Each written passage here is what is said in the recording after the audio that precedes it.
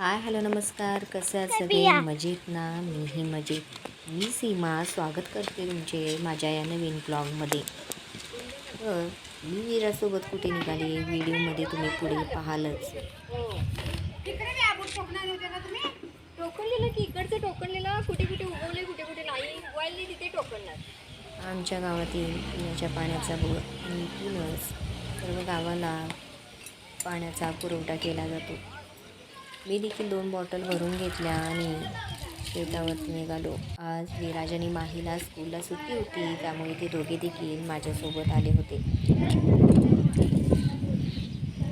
जसे एक शिक्षक विद्यार्थ्याचे भविष्य घडवतात, तसेच एक शेतकरी देखील कष्टाने अन्नाची निर्मिती करून समाज नक्कीच घडवतो असे मला वाटते.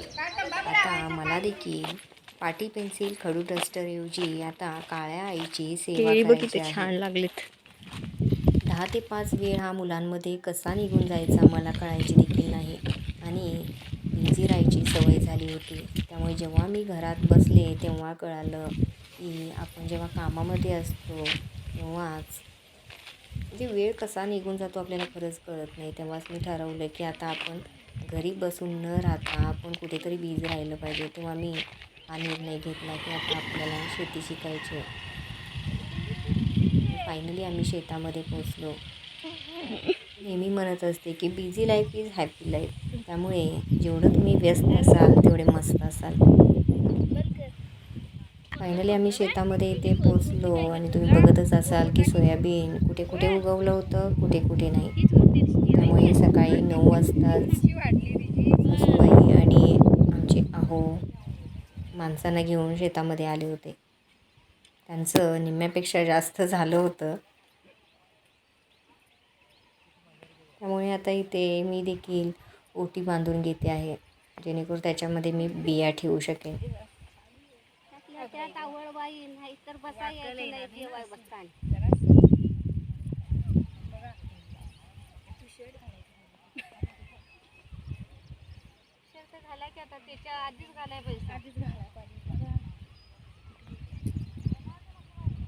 छान मजा केली खरंच. एन्जॉय म्हणजे तो दिवस असा म्हणजे कसा गेला कळालं देखील नाही आणि कंटाळा देखील असा आला नाही की काम करताना. पण नेक्स्ट डेला मात्र हालत खराब होती.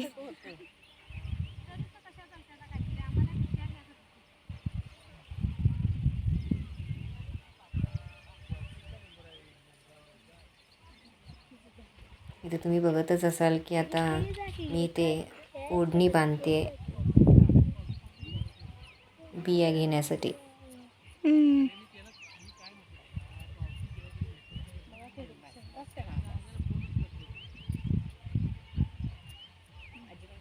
हे सर्व मी माझ्यासाठी अनोखं आहे असं म्हणता येणार नाही, कारण मी हे सगळं पाहत आले, अनुभवत आले.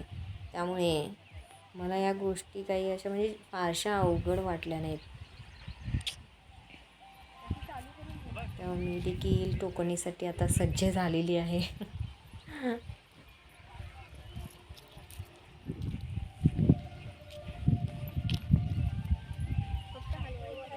शेती करण्याचा निर्णय तर मी घेतलाच आहे, पण आता शेती करताना मला काय काय अडचणी येतात, काय काय समस्या येतात ते तुम्ही पाहालच आणि तुमच्याशी देखील मी नक्की शेअर करेन.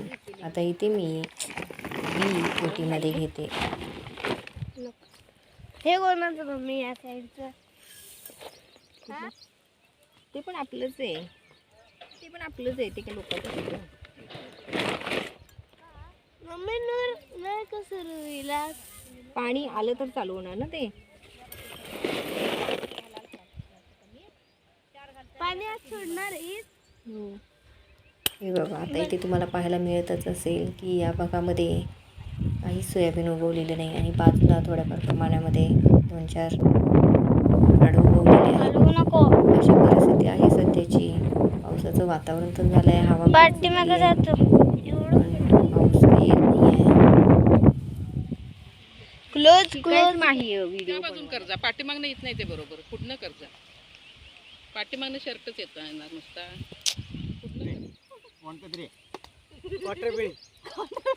क्वार्टर पिन जाऊ दे झाडून निघाला गे बाई पोट निघला.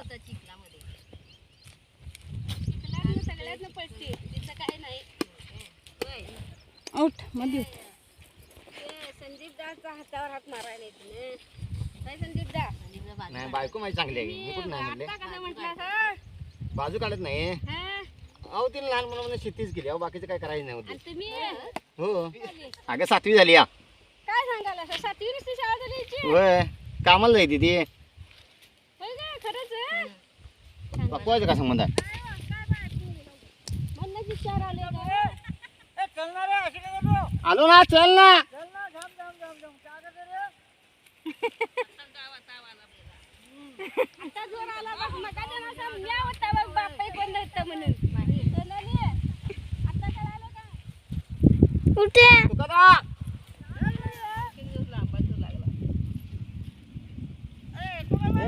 एचपीचं घेऊन येतोस का बघ जा जाऊन प्राईस टाकी घेऊन माझी घेऊन ये मला 8 दिवसांनी दे मम्मा रॉकेट बघ. अगं लवकर बघ.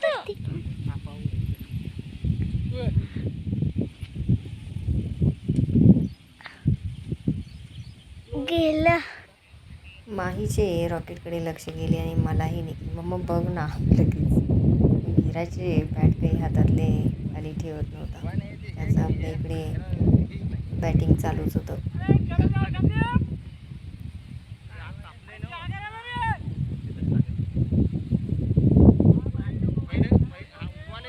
त्यानंतर जेवणाला आम्ही सर्वच जण बसलो आणि गडबडीमध्ये मी ताटवाटी घेऊन यायलाच विसरले. त्यामुळे डब्यामध्येच आम्हाला खायला लागलं. माझ्या शुक्रवार होता त्यामुळे मी खिचडी घेऊन आले होते. एका दिवसून आले. सोडून आलाच हो. कसं काय काय आणि मस्तपैकी सगळ्यांनी जेवण केले आणि आम्ही पुन्हा टोकण्याला दुसऱ्या शेताकडे निघालो. नाही, पिशवी म्हणजे दिसणार नाही म्हणून म्हटलं काय सांगायचं काय लहान घेऊन आले बाबा. टोकण्याचे त्याला काय होतं मला टोक टोकन त्याला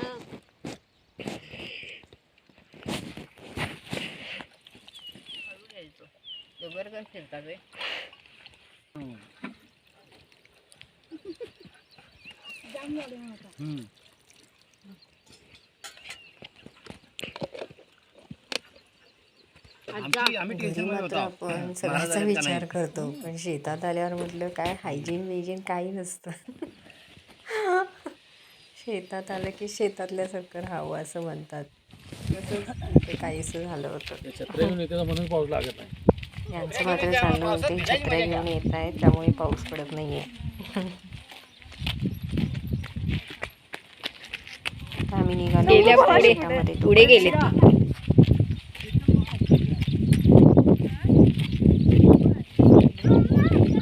हा ना. तिथे पापांचा बड्डे केलेला एक दिवशी. हा त्यांचा ना ऊस. आणि हे मग त्यांनी करायला घेतले काय संगीताताईंनी.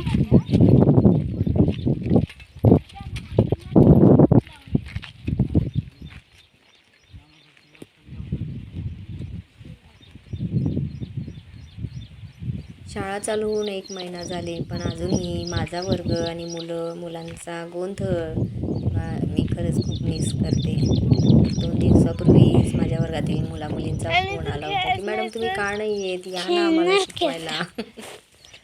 खरंच मी सर्व खूप काही मिस करते. पण त्याचबरोबर ही शेती शिकण्याची ओढ पण आहेच.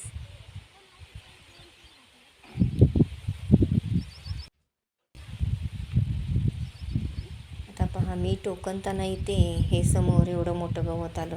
आता याच्या आधी मात्र मी यायचे तेव्हा बापरे एवढं मोठं कसं काढायचं असं व्हायचं.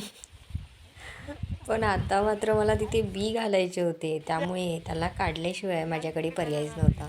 मी 1-2दा त्याला जोर लावून उपटण्याचा प्रयत्न केला पण ते काही माझ्या हातने निघालं नाही. पण शेवटी ते खुरप्याने मी त्याला काढलं शेवटी.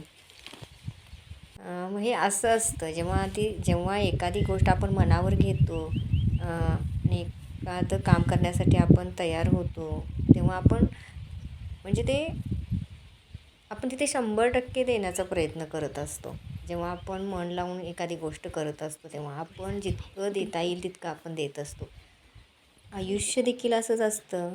जेव्हा आपण जीवन जगत असतो तेव्हा आपल्या म्हणजे जीवनामध्ये येणाऱ्या आपल्या वाटेवरती येणाऱ्या ज्या काही छोट्या मोठ्या गोष्टी संकटे ज्या काही येतात त्यांना आपण जर बाजूला करून जर आपल्या वाटेवरती आपण चाललो तर आपण योग्य मार्गापर्यंत योग्य ध्येयापर्यंत नक्कीच पोचू शकतो असं खरंच मला वाटतं. आणि मजा येते हे सगळं काही करताना. एक वेगळीच ऊर्जा मिळून जाते आपल्याला. मम्मी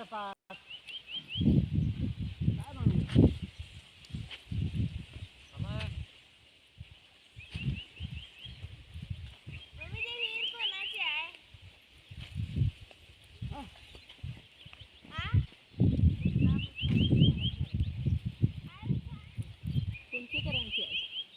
जाऊ का पोहाय? नदीत गेल्यालो एकटा कॅननं पोहायला सुटलो. परत बाबांना आत नेलं. आतनं बाहेर आलो.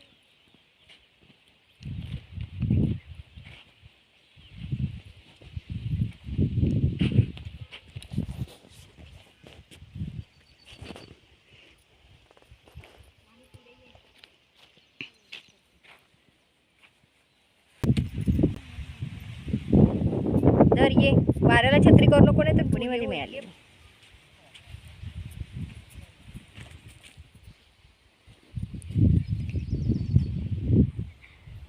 आईचा वीजा फिरव सगळा. येतोय. नारळाची झाडं. चला तर मग तुम्हाला हा माझा निर्णय कसा वाटला ते मला कमेंट करून नक्की सांगा. माझा नंबर आहे व्हिडिओ आवडल्यास नक्की लाईक शेअर आणि कमेंट करायला विसरू नका. अजूनही कोणी सबस्क्राईब केलं नसेल तर नक्की सबस्क्राईब करा. भेटू नेक्स्ट ब्लॉगमध्ये. तोपर्यंत बाय.